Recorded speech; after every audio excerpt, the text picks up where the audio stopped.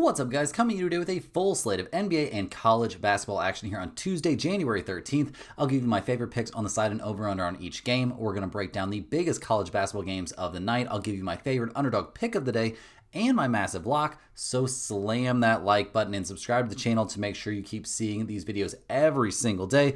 Hitting that thumbs up button is the best way to keep me making these videos and to make sure that they get promoted out there across YouTube. Got to try and defeat that YouTube algorithm. Let's see if we can make that happen. Subscribing to the channel is the best way to make sure you don't miss out on my videos. I put out a new one every single solitary day, and it helps show me that the channel is still growing. There's still more people interested in seeing these picks every single day. Get down there in the comments and let me know anything you want to say about these videos, about these picks. If you've got any questions on any plays that you're considering for today, any bets out there that have got you scratching your head, definitely let me know down in the comments. I'm more than happy to get back to you. I read every single comment I get every single day. I'm always down there in the comments, and I often respond to every single comment too when I have time. I do have a 1-year-old in the house, so I'm not responding to every single comment like I was a couple years ago, but still, I'm very, very active down there in the comments section.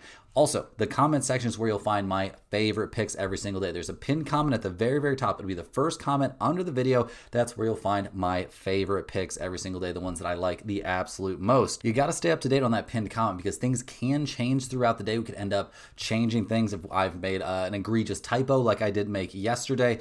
I'll be fixing that in the pinned comment as well. So check the pinned comment a couple times throughout the day just to make sure that you are on the right side of everything. In terms of a recap for yesterday, so far, things are looking very, very good. It's a little bit early on. The Texans-Steelers game has a minute and a half left in the third quarter. Houston's up 7-6. So right now, the under is looking excellent, and the Steelers +3 is in very, very good shape. So hopefully, those will hold on. On the NBA side, we're off to a very, very good start tonight. We have the Pacers +8, and they got the straight-up 98-96 win there behind a very solid game from Siakam and a solid game from Jay Huff. The Indiana bench was very productive overall. Contributions really from everybody coming off the bench, and the Pacers shot 43% from long range. So a nice little win there. The Hornets-Clippers game has not tipped off yet. We don't have any clarity on whether or not Kawhi is for sure going to play in that game. We'll have to wait and see, but hopefully he does not, and that would make the Hornets getting 4.5 or 5, depending on what number you got, look like a very good spot. We did cash the Jazz, +13.5 is our dog of the day, and it was an easy win for us here with the Jazz and the points. They went nuts right out of the gate, got the 23-12 straight-up win there for Cleveland. Markkanen went crazy in this game. Keontae George went even better, guys. It was a huge bounce back spot for him, so a very easy win if you went with any of those Keontae George props. Like we said there, take any over on Keontae George because it's a massive bounce back spot for him. He goes off for 32 points and helps us get the win. We are also on the Lakers there as our lock of the day in their game against the Kings. I am a little bit worried since the Lakers are playing on the front half of a back-to-back, but it's the Kings, so I think they'll find a way to be okay. They're currently up by 1 point, but it's the first quarter, and everybody knows nothing that matters in NBA games really happens until at least the second half, if not the third and fourth, if not the fourth quarter overall. So we'll see how things end up. We'll have this all updated by the end of the video, I am sure, or by the end of when we are editing the video. Now, guys, make sure you've slammed that thumbs up button. Make sure you're getting over to stumpthespread.com, checking out all the stuff we're offering over there. Could be closing in on an undefeated night over there on the NBA side. So things are looking very, very good on the NBA premium pick side. Also cashed a 5-unit winner there on the NHL side. So lots of good stuff cooking over there in the premium section. Subscribe to the channel if you're new. And now let's go ahead and dive in. Let's get after it. Our first NBA game of the night. We're going to be covering NBA and college basketball. We're doing NBA here first. We've got the Phoenix Suns going on the road to take on the Miami Heat. The Suns come into this game 24-15 on the season. They've won 3 in a row and 5 of their last 6 overall. Their wins over that stretch were against the Wizards, Knicks, Grizzlies, Thunder, and Kings. So nothing like too incredible except for that win over the Thunder. But hey, they'll definitely take it. And, taking down the Knicks is a solid win. In their 112-93 win there over the Wizards, obviously, that's how you would expect this game to go the vast majority of the time. Washington is pretty terrible. We saw in general there from Dylan Brooks and Devin Booker. They didn't have to play too crazy of minutes, and they put up their numbers and they got out of this thing. We liked what we saw from Mark Williams. He played well. Some good production off the bench from guys like Grayson Allen. The Suns only shot 33% from 3 in this game. Really what won it for them was very, very good defense and, a little mix of the Wizards being terrible. So we'll see what they can do here on the road. Definitely a different spot to head to Miami to take on the Heat. They are very healthy coming into this game, so that's a big, big deal. But the Suns in general have stayed pretty healthy this season overall, so they've got a lot to feel good about. They're headed to Miami to take on a Heat team that maybe doesn't really have as many things to feel good about if we're being honest. I mean, the weird floor thing where the condensation on the floor was going to kept them from playing that game. They just lost by 12 against the Thunder in Oklahoma City in a game that was, pretty competitive. They did at least keep it somewhat close. But when you lose by 12 and shoot 53% from three, you really never had a chance against that team. So we'll see if they've got a bounce back in them. Norman Powell did not play in that game, so that obviously didn't help dealing with lower back stuff. And he's on the injury report for this game. Other than that, it's a clean bill of health for the Heat, but Norman Powell is questionable due to lower back soreness. And as a guy who's been dealing with some back issues, maybe I need a different chair because I think that this is part of the problem, the amount of time I spend in this chair. But just in general, I can commiserate with Norman Powell having some back issues, and potentially keeping him from playing basketball. So we'll see what happens in this one. The Heat are getting 1.5 points at home. We've got a total of 230.5. The Suns are 13-7 against spread on the road. They are 16-7 against spread after win. They are 23-16 this season to the under. We see the Heat, they are 11-8 against spread at home, 11-7 against spread after loss. They are 21-18 to the under. Guys, I'm having a really hard time figuring out why we wouldn't just slam it here on the Phoenix Suns. I mean, maybe Norman Powell's going to be back.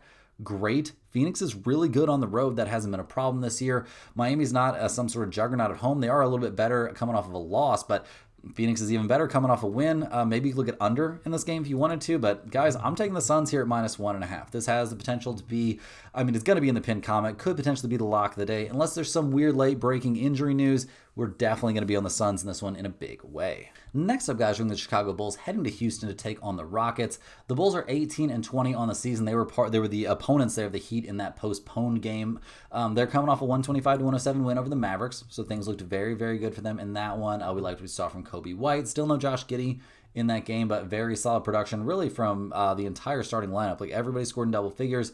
Everybody was very productive. 20 points off the bench from Dosunmu, 13 points off the bench for Herter. It was just a very, very good game there from the Bulls. Now, they were taking on the Mavericks, who did not have Anthony Davis, obviously, in that game. So it's not exactly the toughest matchup ever, but Chicago will definitely take the win. They haven't exactly been having the time of their lives down the stretch. Once again, though, we do see Giddey and Kobe White on the injury report. Giddey, dealing with that hamstring thing, still won't be reevaluated for another couple days, and Kobe White will sit this one out due to injury management. So he will not be out there for this game. Going to see an awful lot of Trey Jones, Dosunmu, more Herter minutes, potentially more ball in the hands of Buzelis, which maybe isn't the end of the world, but I do have some question marks here about what we can expect to see from the Bulls as they head to Houston to take on the Rockets, who at 22-14 on the season are in a pretty big bounce back spot because they just lost in Sacramento, guys. They played 2 games in Portland, lost them both, then went to Sacramento and lost 111-98 to the freaking Sacramento Kings. That's embarrassing. Amen Thompson put up 31 points, 13 boards, and 6 assists. Kevin Durant had 23 points in his 38 minutes and was relatively efficient shooting the ball, but Jabari Smith Jr. shot the ball very poorly. Aaron Holiday only had 3 points in 28 minutes. A bad day from him. Nobody was doing anything off the bench. We're really seeing Reed Shepherd fall off here down the stretch. Also, his minutes are falling off. So, yeah, a lot of bad stuff happening for the Rockets. They really, really need Sengun back. Maybe this is a bounce back spot for them, but they're not going to be at full strength, except for they should have Sengun ready to go in this game. The last time we saw him suit up was in that game against the Kings, and he wasn't able to save him in that one. He did play 35 minutes at 19 points. They need him back in the starting lineup. They need him playing up to his potential, and they need some shot making around him. So we'll see what Sengun's able to do, to give him a little bit of a boost in this one. No Tari Eason, no Dorian Finney-Smith. Are those confirmed out for this game? Tari Eason dealing with that ankle issue, yes, is confirmed out. Dorian Finney-Smith also confirmed out due to left ankle injury management. So they won't be at full strength in this game. They are 12.5 point favorites at home. We've got a total of 225.5 in this one. The Bulls, they're 8-10 against the spread on the road. They are, 9-8 against spread after a win. They are 22-16 to the under. Houston 6-7 against spread at home, 6-7 against spread after a loss. 18-17-1 to the over. This game is actually a little bit of a tough spot to figure out. Chicago is playing on the front half of a back-to-back, and Houston is not. I am going to lean just slightly towards the Rockets here in a bounce-back spot, but 12.5 is an awful lot of points, so I'm really not going to be getting super involved in this one. Hey guys, before we break down the Minnesota Timberwolves heading to Milwaukee to take on the Bucks, we got to shout out the sponsor of today and every day's video, and that's StumpTheSpread.com. Make sure you click the link in the description to get over there and see the top confidence picks from our entire team of experienced cappers. We have a team over there breaking down all of these games, and keep in mind, guys, those picks are very often not going to match what you see from me here in the videos. I am not the premium NFL handicapper, not the premium college football handicapper, not the premium NHL handicapper. I know nothing about hockey. We have experts over there covering all the major sports. Every single one of our guys over there has over a decade's worth of experience covering his given sport, and they are putting in a crazy amount of work on a nightly basis to bring our premium members the best picks they possibly freaking can. Hit a nice 5-unit winner over there on the NHL side last night, so that was, or tonight, depending on what time you're watching this video, but on January 12th, hit a 5-unit winner on the NHL side. NBA has a potential undefeated day, already guaranteed, locked in profit on the NBA side with wins on the 76ers. A very nice win there on the Jazz plus 13, and a cash on Keontae George's over 22.5 points. That was an easy win as well. Cash that one, I believe it was early in the third quarter. So it's a great time to dive in over there and become a premium member at StumpTheSpread.com. Make it a New Year's present to yourself. Those premium picks can very often pay for themselves in a day, 2 days maybe. You get one nice little winning day out of it, and you are immediately in the black, have already paid for a very inexpensive membership. You look at some of the other sites out there, our prices are extremely competitive. So definitely consider signing up for a premium membership over there at StumpTheSpread.com. You can also purchase a Stump the Spread hoodie over there at StumpTheSpread.com, but there's tons of free stuff over there you definitely got to check out every single day. There's free picks under the free picks tab. There was a free NBA pick in the mix. There was a free college basketball pick in the mix over there at StumpTheSpread.com on the 12th. So lots of great information under that free picks tab, but you also got to get in on the free email newsletter, guys. It's a fantastic resource every single day. You'll be getting one email straight to your inbox every single day. It'll have at least one free pick, often 2 or 3 free picks, lots of player props, lots of touchdown props every single weekend for NBA, a crazy amount of information in MLB season when that starts rolling, but great information across the sports world, and I'm talking niche sports too, UFC, NASCAR, tennis, WNBA, anything, golf, things you haven't even imagined betting, like NASCAR. There's some real value to be found in NASCAR, which I would have never ever considered in my entire life. I know nothing about it. Well, I can guarantee we've got a guy over there that eats and sleeps NASCAR, as crazy as that sounds. So definitely get over there and check out that free email newsletter, guys. It's a fantastic resource. It's absolutely free. You just go to StumpTheSpread.com, set up a free account. All they're going to ask you for is your name and your email address. That's it. And you get one free email straight to your inbox every single day, just packed with great sports betting information. Also, if you're a huge fan of what you're seeing from me here every single day, you can click that little join button right below the video to sign up for a YouTube channel membership. YouTube channel members are eligible for our members only giveaways, which we do every single Monday. We give away a Stump the Spread hoodie to one random channel member. We put the name of every single channel member on a big wheel. We spin it live on the video. Whoever it lands on gets a Stump the Spread hoodie of their size mailed to their address of choice. So definitely make sure you're getting in on that if you're interested. Huge shout out to all my channel members. Really appreciate every single solitary one of you. It's really nice to know I've got that kind of support out there. But now, guys, let's go ahead and dive back in. Make sure you smash that thumbs up button. We've been doing a really good job getting plenty of likes on this video. It only takes 1/10 of a second. Hit that thumbs up button. Subscribe to the channel if you're new around here. Really appreciate all the new subscribers. Trying to make it to 100K this year. That would be incredible. Now, let's get back after it. Our next NBA game tonight is the Minnesota Timberwolves going on the road to take on the Milwaukee Bucks. Minnesota comes into this game 26-14 on the season. They're coming off a huge 104-103 win there over the San Antonio Spurs. I mean, that's a big win. That's almost as big of a win as you can get. I would say the biggest win you could possibly get is taking down the Thunder. Second biggest right now is taking down the Spurs. Denver obviously gets thrown into that mix when they're healthy. They're far from healthy right now. But in that win over the Spurs, Rudy Gobert does end up getting another flagrant foul. He's now suspended, so he will not play in this game. Very nice performance there from Julius Randle. Despite the fact he only put up 15 points, he did a great job getting to the free throw line and a decent job on the boards, and even had 4 assists. We like what we saw from Ant. He had 23 points. DiVincenzo had a nice night shooting the ball. He had 19 himself, and very good stuff from the bench. Bones Highland, 10 big points there from the Timberwolves. Also, Naz Reid doing what he does. He had 17, 11, and 2. So very good work there. We'll see if they can carry that over to this game in Milwaukee. So they will have to go on the road. We're going to see no Rudy Gobert. That means probably Naz Reid in the starting lineup, I would guess, unless they're willing to go very small. This isn't a team with a ton of depth there at big man, and by not a ton, I mean they've got 2 centers. One of them is suspended for this game. Anthony Edwards is also going to be sidelined for this one. That's obviously a huge deal, out due to right foot injury maintenance. He's been dealing with that foot thing. I'm not even 100% sure if it's been released what exactly that is. So they won't have Anthony Edwards in this game. Obviously, that is a huge, huge deal. Starting lineup's probably going to be something like DiVincenzo and Conley, or DiVincenzo and Bones Highland, McDaniels, Randall, and Naz Reid. And then the bench is just going to be nobody. So we'll see what they can do here on the road against the Bucks, who at 17-22 on the season, their main focus should be finding a way to get Giannis out of town and get as much as they can possibly get, because this team is not good. They're coming off a 108-104 loss there in Denver to the very, very short-handed Denver Nuggets. In that game, Giannis had 31, great, but 14 from AJ Green, 16 from Miles Turner. That's a huge game from him. They really mortgaged the future of their franchise to sign Miles Turner, and he's rewarding them by putting up 8 field goal attempts and 5 rebounds a game. Yikes. The bench for this team is pretty bad. Bobby Portis and Kyle Kuzma do have their moments, but it's not great.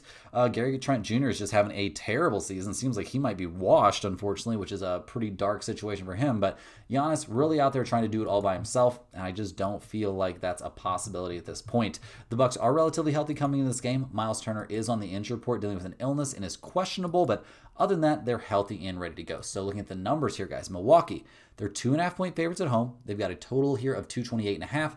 Minnesota is 8-11 against spread on the road, 9-16 against spread after a win, 21-19 to the under. Milwaukee is 8-10 against spread at home, 12-9 against spread after a loss, and 23-16 to the under. I think under 228.5 is very live in this game. I don't have any problem with taking the under here. In terms of a side, I do get a little bit sketched out because we got burned several times early in the season in situations like this where we took teams, we faded teams that are going to have their stars sitting out and, got burnt. But I will back the Milwaukee Bucks in this one. I think Giannis puts his head down and gets them the win and cover in this game by 3 to 5 points at least. Am I in love with this spot? Maybe not in love with it, but I do think there's value to be had here, so it's going on the list to potentially make the pinned comment. Next up, guys, we're looking at the Denver Nuggets heading to New Orleans to take on the Pelicans. The Nuggets are 26-13 on the season. They've won 3 out of their last 4 games, and they are making it happen right now with no Nikola Jokic. Very, very impressive stuff. There was a lot of talk about how they'd, gotten better in the offseason. Well, maybe it's just guys that they already had getting better, because we saw Tim Hardaway Jr. and Aaron Gordon both look really, really, really good. Really, really good. We're liking what we're seeing from Jamal Murray over this stretch, but he wasn't even out there in their win over Milwaukee. Aaron Gordon put up 23 points in his 32 minutes. Loved that. We liked what we saw from Jalen Pickett. Peyton Watson had 19 points. It did take him 19 shots to get those 19 points, but still, Tim Hardaway Jr. had one of those nights where he's just a transcendent shooter, and they kept things even on the boards. It was all very, very impressive. This Nuggets team is finding a way to make, keep the ship afloat while they're ravaged with injuries. And speaking of being ravaged with injuries, they're still nowhere near out of the woods. Everybody on the injury report still. We got Jamal Murray on there dealing with an ankle and an illness. He is questionable for this game. Christian Brown, he's out for this game due to that ankle sprain. Spencer Jones, he's listed as probable due to left ankle inflammation and an illness. So it sounds like he's going to be okay. He's going to be out there. Aaron Gordon, also probable. That's due to a right hamstring strain. So it sounds like he will be out there. I don't know, guys. No Jokic, obviously. No Valanciunas, obviously. Might have to wait and see, because Jamal Murray, they need him out there for this one. So we'll see what they can do on the road against the Pelicans, who at 9-32 on the season have been terrible. They're coming off a 10-point loss there in Orlando. That one did not go their way. 22 points there from Zion in 32 minutes. Very efficient shooting numbers. He's doing what we're becoming accustomed to Zion doing when he's available. Trey Murphy, not a transcendent shooting night, but he had 21 points and wasn't bad. Jordan Poole had 21 off the bench. This team has some nice pieces, but they shot 54% from 3 and 57% from the field. They only had 26 rebounds in the game. They got crushed 26-39 on the boards and lost by 10 to a Magic team that's really nothing too special so far this season. So we'll see what goes on down the stretch here for the Pelicans, but I don't know. Feels like it's time to blow it up, to be honest. And they've got a couple big-time assets there in Zion and Trey Murphy. So we'll see what goes on in this one. No Herb Jones for this game. No Jose Alvarado. No Sadiq Bey. Going to be lots more Trey Murphy and Zion and, Derek Queen. They've got some interesting pieces. We'll see what they can do here. They're getting 3.5 points at home.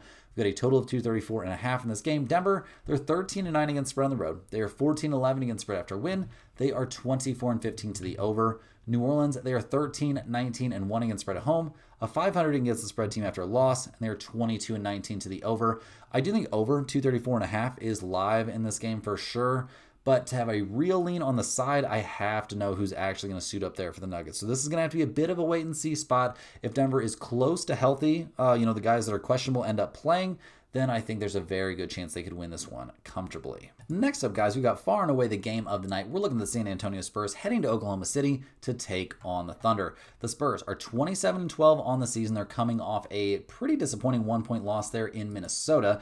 In that game, Wemby had 29 points. He played pretty well. They're still limiting his minutes pretty aggressively, which I don't think is a bad idea here in the regular season at all. Liked what we saw from Keldon Johnson off the bench. Another very mediocre shooting night from De'Aaron Fox. He's really struggling with his shot, especially from three. I mean, he was 0 of 6 from three. Didn't even make it to the free throw line, which is crazy. Castle had 11 points. Not a great shooting night for him either, though. 2 of 11 from the field. Just overall, they couldn't hardly throw it in the ocean. They shot 39% from the field overall, and that made them lose, despite having lots and lots of opportunities there against the Timberwolves. So we'll see if they've got to bounce back in them. The Spurs have obviously been a very good team this season, no question about that.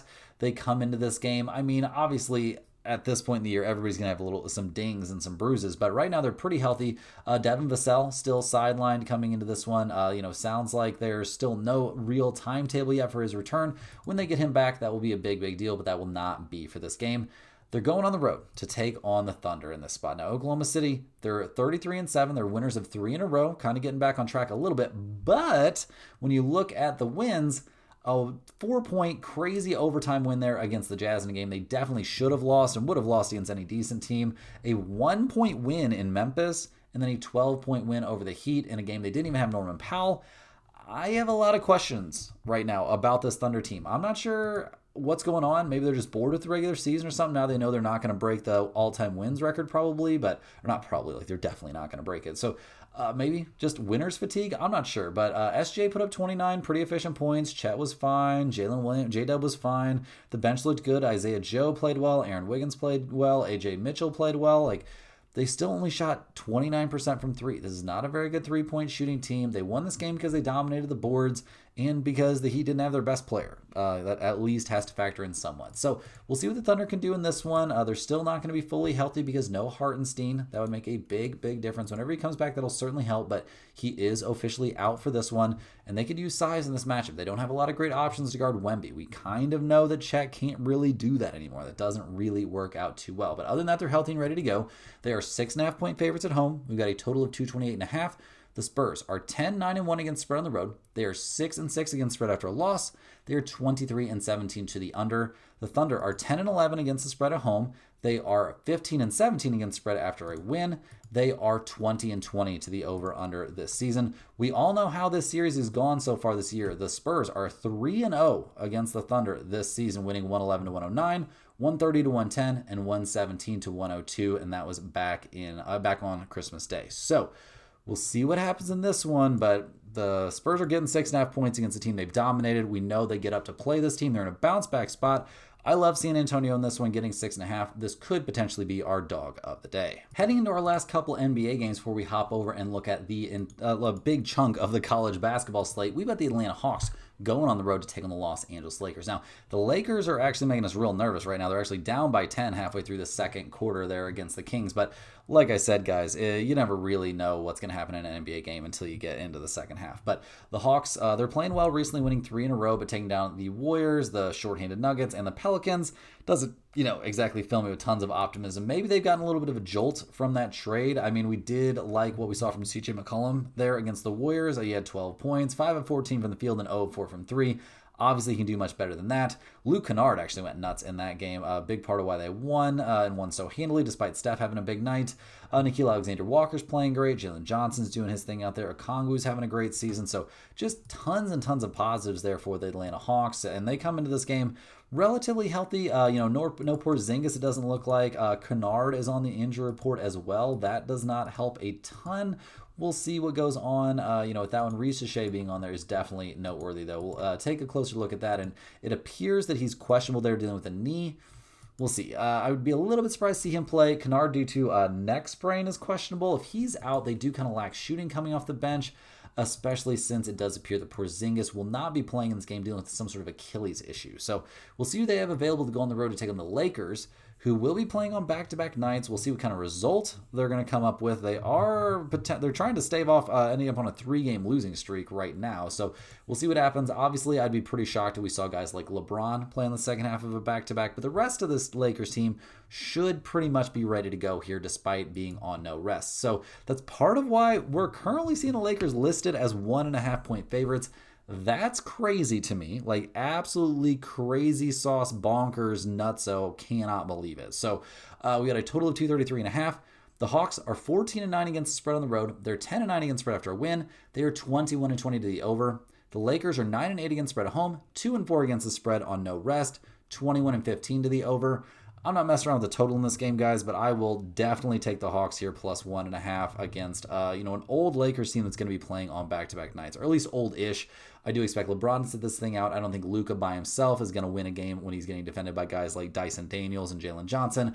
I think his life's going to be really, really tough. I think the Lakers are going to show out here in the second half against the Kings, get the win, and then pack it in for their next game. So, yeah, definitely give me the Hawks in this one. It's a slam it kind of spot. Next up, guys, we're looking at the Portland Trailblazers going on the road to take on the Golden State Warriors.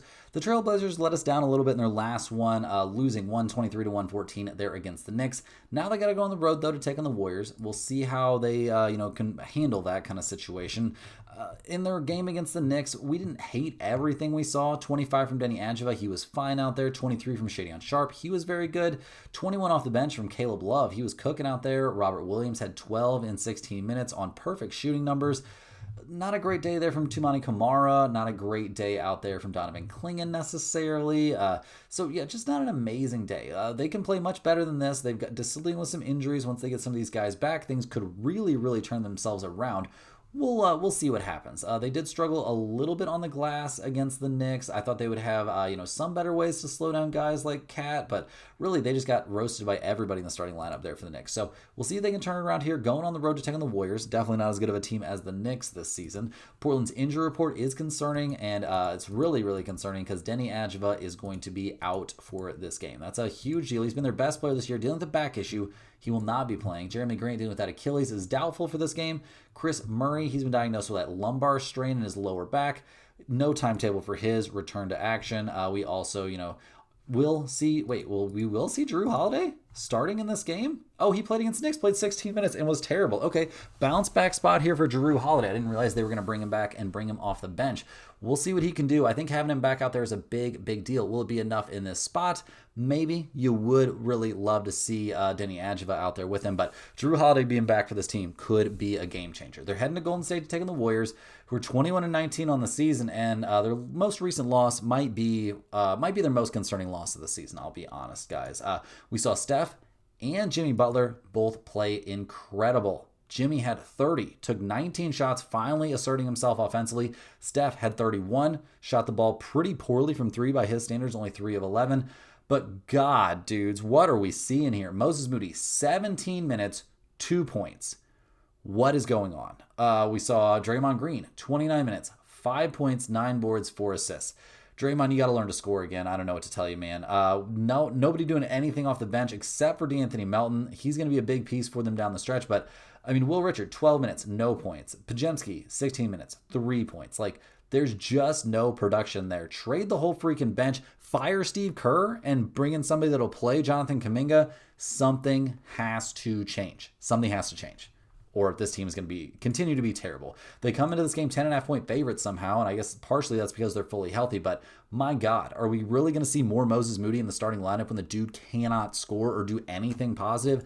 It's absolutely wild. The Warriors are 10.5-point favorites. That feels nuts. We've got a total of 225.5. Portland's 10-10 against spread on the road, 12-8 against spread after loss, 21-19 to the over. The Warriors are 10-9 against spread at home, 9-9 against spread after loss, 23-17 to the over. I think over 225.5 is an excellent play in this game. I do think we'll see a good amount of offense. Neither one of these teams is like insanely offensively gifted in my opinion, but I do think we can get over this very, very small number. I also like Portland and the points in this one. I think they can keep this to a single-digit game pretty comfortably, even without Denny Angeva. The Warriors just are not that good. I think they're going to be very disheartened. Steph and Jimmy are going to be very disheartened with what they saw in their last game. Give me the Blazers and give me the over. Now, guys, hopping in to cover this pretty interesting college basketball slate here on Tuesday. We're going to get right after it. First up, we've got the Villanova Wildcats going on the road here to take on the Providence Friars. Now, Villanova, they come into this game 13-3 on the season, having a pretty good time. They're 4-1 in Big East play. Their one loss was a 4-point loss against Creighton. They did play a very close game at lowly Marquette, eventually winning that one by 3. So that does shake my faith in them a little bit. They do have nice wins over Seton Hall and Wisconsin. So they do have some nice wins to hang their hats on, but nothing, that insane. Bryce Lindsey's a solid player. This team is good defensively, okay offensively, and kind of middle of the road on the glass. So I do have some questions about their rebounding here as they go on the road to take on the Providence Friars. Now, Providence, they come to this game only 1-4 in conference play. They just lost to Xavier pretty handily. They got a very, very close game. They could have went either way against UConn. They beat St. John's, lost to Seton Hall, lost a crazy barn burner of a game at Butler. This squad's been all over the place. Jason Edwards is a monster, 17.5 points per game. Very, very solid stuff there. They're 18th in the nation in total offense. So this is a team that can get up and down. They can score it. The defense, though, is not there. Not a good defensive team, but their rebounding is elite. This Providence team can really, really crash the boards, kind of with the best of them. I mean, we haven't seen them measured against a Michigan necessarily, but they were right there, like right there with a team as good as UConn. Is very, very impressive stuff. And the reason, or part of the reason, they had a rebounding edge in that game, shot the ball really, really well from 3. They just gave up a lead there, gave up a 10-point lead in the second half, and then got outscored 14-9 in overtime. A tough beat there. They are getting 2.5 points here at home. We've got a total of 159.5. Villanova, they're 10-6 against the spread. They're 8-8 to the over/under. Providence is 9-7 against the spread, 11-5 to the over. Guys, I think this is a very solid spot to back Providence here, getting 2.5 points. I think they're in good shape here at home. They've got a nice home court, advantage situation working for them. I think we see them play really, really well and give Villanova absolutely everything they can handle, especially on the glass, where I do think the Friars could have a nice edge. Next up, guys, staying in the Big East, we're looking at the Marquette Golden Eagles going on the road, taking the St. John's Red Storm. Now, Marquette, they come into this game 6-11 on the season, so not exactly having the time of their lives. I mean, they've been one of the worst teams in the conference so far, so that's a pretty mediocre look. They did beat Xavier, but they're coming off that 3-point loss against Villanova, a game I'm sure they wish they could have back and feel like they had a chance in. But when you have this bad of defense and this poor of rebounding numbers, I don't know, guys. It's been a tough look. They have played some competitive games, like stayed attached to Seton Hall, but they got pretty much blown out by UConn, definitely got blown out by Creighton, lost to Georgetown, got manhandled at Purdue a while back. So, yeah, not a lot of things looking great here for the Marquette Golden Eagles as they go on the road to take on St. John's, a team that is definitely underachieved based on preseason projections. They come to this game 11-5 overall. They are currently 4-1 in conference play. Their one loss was that loss to Providence. They're coming off a nice 90-73 win at Creighton. That is not an easy place to play, and St. John's made it look pretty freaking easy. They also won in a landslide, a 14-point win there at Butler. So very, very good work in that one. We've really liked what we've seen from this team in general. They're in the top 45 in the nation total offense. That's nice. Their rebounding is solid. Their defense is very, very solid. They've got decent scoring on the roster. I mean, they're coming off a game where they shot the ball relatively amazing from 3, 52%, 12 of 23. So very, very good work across the board in that one. Can they back it up? They do not really have a major look-at spot. They're about to go to Villanova. That's nothing too crazy. That's part of the reason they're 14.5-point favorites. We've got a total of 155.5. Marquette is 4-12-1 against the spread this year. They're 9-8 to the under. St. John's is 8-6-1 against the spread, and they are 10-5 to the under themselves. I'm probably not going to mess around with under 155.5. That doesn't seem too appealing to me. I will go the chalky way and take St. John's to get the win and cover here at home, but I don't have a crazy amount of conviction here. That's a lot of points to be giving up in a conference game, even if you don't have a look-ahead spot. Next up, guys, we're taking a trip out to the Big Ten. We've got the Indiana Hoosiers going on the road to taking the number 12 Michigan State Spartans. Indiana, they're 12-4 on the season. Had some bumps and bruises there in the middle, losing to Minnesota, losing to Louisville, losing to Kentucky. But since then, have played well until they ran up against number 10 Nebraska. They lost that game 83-77. It was quite the game. Really felt like it could have gone either way, to be completely honest. We liked what we saw in general. I mean, 32 points there from Lamar Wilkerson was nuts. He played amazing. The Hoosiers shot 37% from three. That's very solid. The rebounding numbers were even. Like, very good work from them there against a very, very good opponent. They just end up, coming a couple shots short. So that's going to happen. It's just part of life. They've got a very, very dominant leading scorer there in Lamar Wilkerson. He can score on anyone. This team offensively is excellent. Very, very good just total raw scoring numbers. Their assist game is very, very good as well. Lots of nice ball movement out there. The defense is good as well, giving up 68 points per game. That being said, they're going to be severely tested here. They're going on the road to take on Michigan State. The Spartans are 14-2 on the season. They're coming off a nice 76-66 win over Northwestern. They destroyed USC before that. They also lost to Nebraska, but that was a crazy 2-point barn burner there at Nebraska. So we'll see what they can do here. No major look-ahead spot. I mean, I guess they are getting ready to fly out. They're going to head to Washington and then Oregon. So I guess it is kind of a travel look-ahead kind of spot, but they will be playing at home in this game. Their defensive numbers are off the charts good this year. We all know that. Their rebounding is 16th in the nation in total rebounds. Very, very elite stuff there.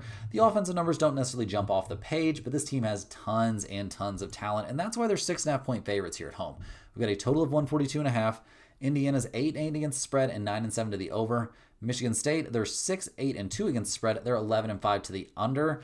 I do think under could be a potential play in this game. I don't think we're going to see some insane offensive night from either team.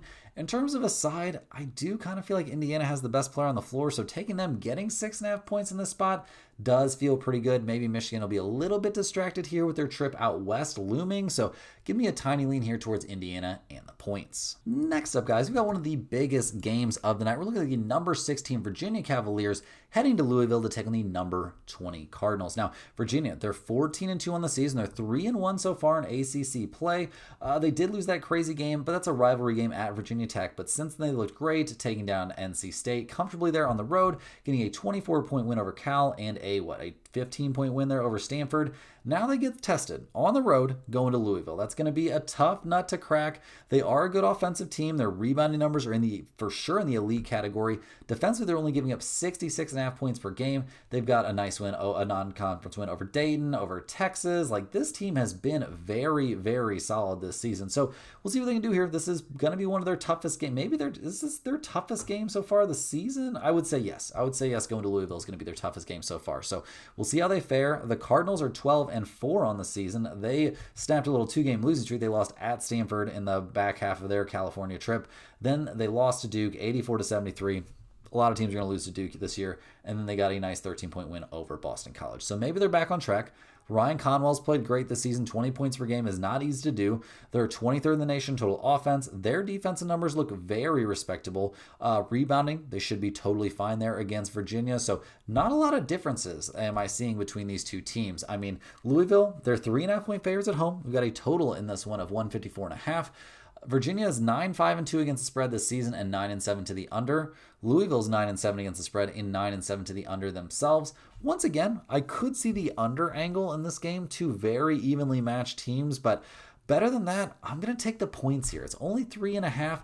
I do, think there's some reason to be looking. I mean, Louisville doesn't have any massive, games on the horizon immediately. I am a little bit worried about Virginia about to fly out to California, so we'll see. This one won't be making the pinned comment, but in such a closely matched game, I think the points have the value. Next on the dock, we're looking at the 11-5 Wisconsin Badgers going on the road to take on the Minnesota Golden Gophers. Now, Wisconsin's coming off one of the biggest upsets of the college basketball season so far.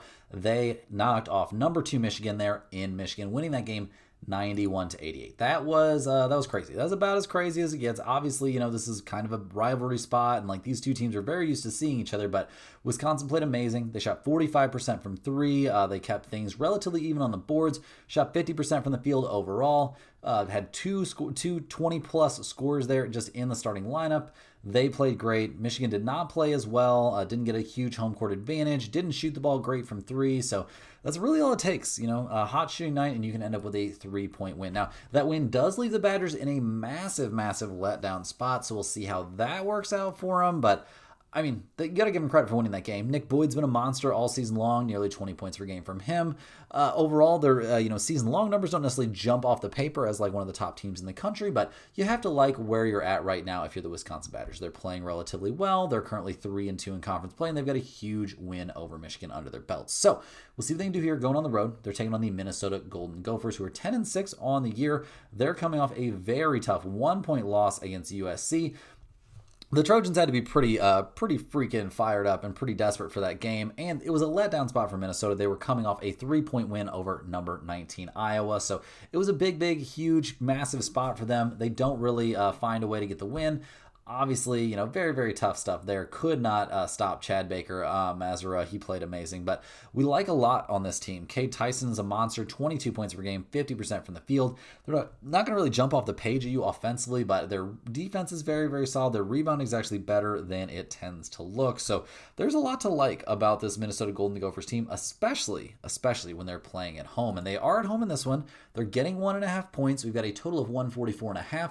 Wisconsin's 8-8 against the spread. They're 9-7 to the over. Minnesota is 7-9 against the spread. They are 11-5 this year to the under. That's a pretty big lean towards the under. That being said, I'm not going to get super involved in the total in this game, but what I do like is Minnesota here at home. Getting 1.5 points, take them on the money line, however you want to do it. This is just too big of a letdown spot for Wisconsin. It's hard to guard against these letdown spots. You almost always have to take them in college basketball, and we're going to be doing that here for sure. Definitely give me Minnesota here. I think they've definitely got the talent to hang around with Wisconsin. With the Badgers in such a big letdown spot, I think the Golden Gophers are the way you want to go. In what I think is pretty solidly the second biggest game of the college basketball slate tonight, we've got the number 3 UConn Huskies heading to number 25 Seton Hall. Now, UConn's 16-1 on the year. Their only loss was against Arizona, and that is not exactly looking like a bad loss at this point. They're coming off a 12-point win there over DePaul. They won a nail-biter, crazy pants game there at Providence not too long ago. They're playing well enough to get the job done. I'm not going to say they're playing their best ball of the season, but we'll see what they can do. Got a little road trip going on here, taking on Seton Hall, then taking on Georgetown. Both those games are going to be on the road. Solo Ball has done good stuff for them this year. Their offense is fine. Their defense is obviously elite. A lot of weird stuff, a lot of weird rumors circulating about what's going to go on with their coach. Apparently, he is saying some off the hinges kind of stuff to the referees lately, so we'll see how that goes. But we'll see what UConn can do here on the road. Seton Hall's been good. They're 14-2 on the season. They snuck into the top 25 coming off that win over Georgetown. They were on the road for that one. They've also won at Marquette. Their only conference loss this season was that game against Villanova where they lost a rock fight of a game, but they do end up losing. We'll see what they can do. They haven't played a ton of big step-up opponents, but they have beaten NC State this season, so I like a lot of what I'm seeing from Seton Hall. They don't have a massive go-to leading scorer, but sometimes that can be a bonus. They just kind of do offense by committee. Their defense is very, very good. They're a team with a decent home court advantage, so you have to like that. I do worry about their numbers offensively, though, and we'll see if they can keep up with UConn here on the boards. And Seton Hall, they're getting 5.5 points at home. We've got a total of 130.5. UConn, they're 7-10 against the spread this year. They're 11-6 to the under. Seton Hall, they're 10-6 against the spread. They're 9-7 to the under. This is a tough game, I'll be honest. I'm really excited to watch it, but I do not have a huge lean on which way to go. I do expect it to be pretty competitive. UConn hasn't necessarily been destroying teams on the road, so you could talk me into Seton Hall getting 5.5. I also think under maybe looks good based on those trends, but I don't think I can get super involved in this one. We got to watch this one. Let's see what Seton Hall really has to do with this one. I think maybe they can keep it close enough, so give me the points here, but no major lean. Rounding into the home stretch here, guys, we got the Oregon Ducks heading to Nebraska to take on the Cornhuskers. The Ducks are 8-8 on the season. They've just lost back-to-back games, losing at Rutgers. That's not a great look. And losing 72-62 against Ohio State. Now they got to face Nebraska, then Michigan State. Things could get really bleak here for Oregon. This is not an elite team. Their defensive numbers aren't great. They're not an amazing offensive team. I do like Nate Biddle a decent amount, but he's no monster. He's not going to carry this team against elite competition. So we'll see. Going into Nebraska is a pretty tough place to play. The Cornhuskers are 16-0 this season. They don't have a big look-ahead spot on the horizon. They've got Oregon, then they've got Northwestern. They're coming off a nice road win at Indiana, so maybe this is the letdown spot for them. But, I mean, Mast has been a monster for them this season. They're great offensively. Their defense is absolutely elite. Their rebounding numbers look good. I mean, they've beaten Michigan State. They've beaten Illinois this year, beat Creighton, beat Kansas State, beat Oklahoma. They have just been winning game after game. So it's not that shocking to me to see them beat double-digit favorites here at home. We've got a total of 141.5. Nebraska's 10.5 point favorites. Oregon, they're 5-11 against the spread this year. They're 9-7 to the over. Nebraska's 9-6-1 against the spread. They're 10-6 to the under. I'll go the chalky way, guys. Give me Nebraska here to get the win and cover at home. I definitely think they're going to at least win this game. Will they cover 10.5? Maybe that's a big ask, but I see no shot they find a way to lose this game. So definitely could take Nebraska here on the money line as a massive lock with very little value, but I think it's a good spot for them. And now, guys, let's round into our last pick of the day. We're looking at the Florida Gators as they go on the road here to take on the Oklahoma Sooners. Florida comes into this one ranked number 19 in the nation. They're 11-5 on the year. They're coming off a huge blowout, 91-67 win there over number 21 Tennessee. They've also beaten Georgia recently, so the last two games were huge wins, knocking off Georgia and Tennessee. Would they fall victim to a letdown spot here in Oklahoma? You could maybe be worried about that. We'll see what they can do. Obviously, playing on the road isn't their forte. They lost to Mizzou on the road this year, a loss to Duke, although I think that was a neutral floor game, and it's Duke, so I'm going to cut them a little bit of slack there. We like what we've seen from this team. Overall, they looked very good. I mean, they're second in the nation total rebounding. Definitely a monster team on the boards.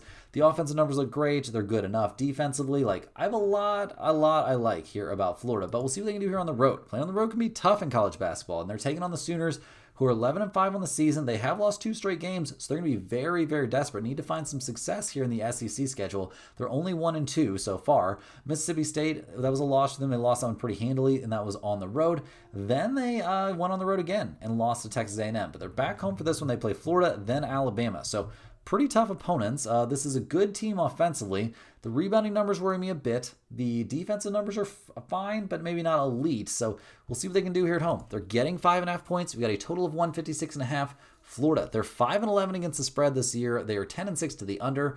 Oklahoma's 5-10-1 against the spread. They're 9-7 to the under themselves. I do think this is a very good game to take under 156.5. I don't think we're going to see a crazy amount of offense here. Under is probably my favorite play.